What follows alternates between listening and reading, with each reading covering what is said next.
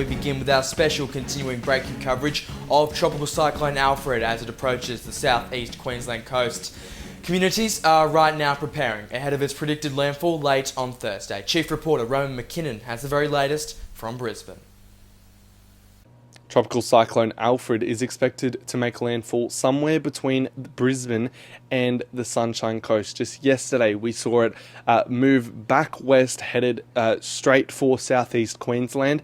At the moment, it is unknown where it will exactly make landfall. What we do know is that it will pass somewhere between Brisbane and the Sunshine Coast. Those are east coast cyclones, the southern part of the cyclones, the most damaging winds. So the more north it is, for example, if it passes over Redcliffe, Brisbane and potentially the Gold Coast, Logan, those areas will be affected by large rain and damaging winds.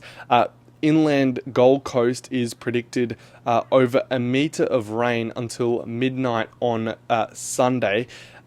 It is projected to make landfall as a Category 2 before downgrading to a Category 1 as it heads west towards the Great Dividing Range and Toowoomba, before then again downgrading to a tropical low. Now, areas across southeast Queensland have been sandbagging as they've had quite a lot of time now to prepare for Cyclone Alfred. Just on Monday, Brisbane City Council produced 74,000 sandbags, more than the 2022 floods. If you're from Brisbane and you remember that, 74,000 sandbags produced, lots of locations open, 13 in the Moreton Bay region, 9 in Brisbane City, 5 on the Sunshine Coast, as all of that southeast Queensland region prepares for Cyclone Alfred. Queensland Premier David Crisafulli spoke at a press conference yesterday. Here's a little bit of what he had to say. Here's his message to Queenslanders. It is serious and it is happening, and we want Queenslanders to be prepared. We are, and we want Queenslanders to know we'll get through this if you do the preparation. And the little things that you do now make a big difference at the back end of the system in whatever that looks like, wherever it crosses, at whatever intensity. We're asking a large part of the population in a pretty big area, in a large population, to be ready, and it's important that you do the little things and at work, across the back fence, talk to your neighbours. There is still an element of the population that hasn't yet fully understood the magnitude of this system, and that's completely understandable because it's been many decades since Queensland has been here in this part of the state. But one thing I know about Queenslanders is they handle disasters better than anywhere else, and we've proven that time and time again. And I know the people in the southeast may not have experienced a cyclone before, but they've been tested with floods and they've come through with flying colours every time. And whilst this is a different kind of event, the preparations you put in place make a world of difference, and you've proven before that you can do it, and I'm sure that you will again. There are 3 stages of the expected weather event. The first is big surf and significant erosion.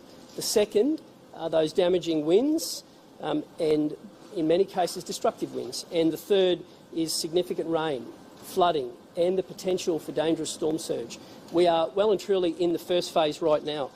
Overnight, we had a reading of a wave over 7 metres off North Stratty. So that should give you an indication that this is a serious system, and those reports will continue. I've spoken about the breakthrough of the Pumicestone Passage through the northern part of Bribie and the impact on Caloundra. The Deputy Premier is actually there on the ground at the moment, and we want the residents of that area to also heed the warnings and take it seriously. Our immediate priority today, the at-risk areas, particularly those islands, they will be the first Queenslanders to experience this event in the days ahead. So we're asking a few things.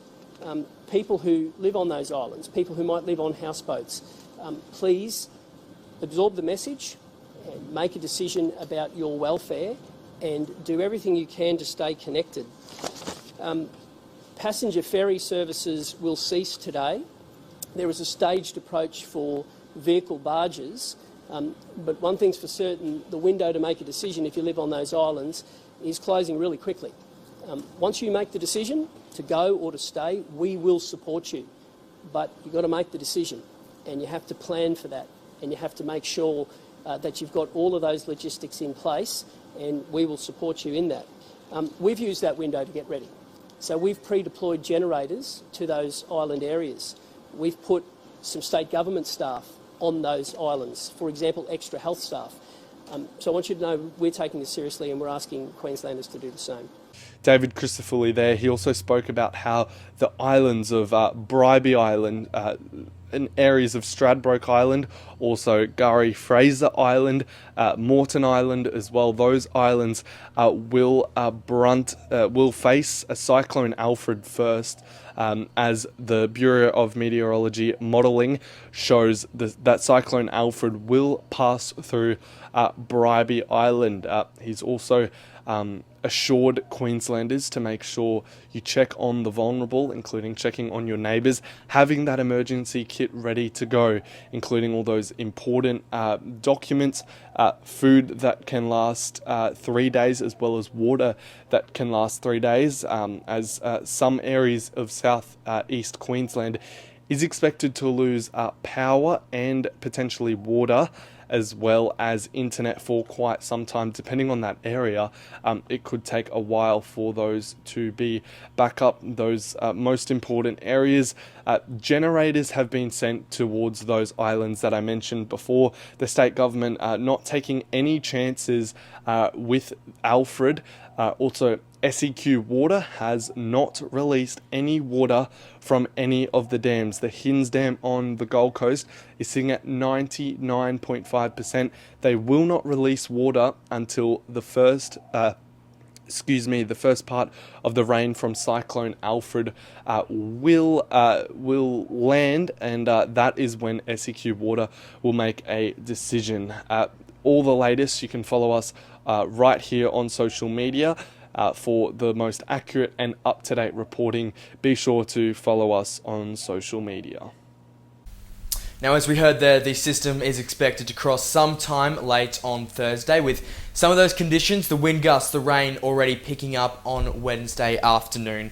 But the problem lies here. The BOM has not ruled out that cyclone gaining further strength, with some models predicting that right now Alfred has wind gusts of up to 179 kilometres per hour, which could see it possibly upgraded to a Category 3, which means everyone needs to take this very seriously. These are the grey skies over Brisbane this morning that you're looking at right now.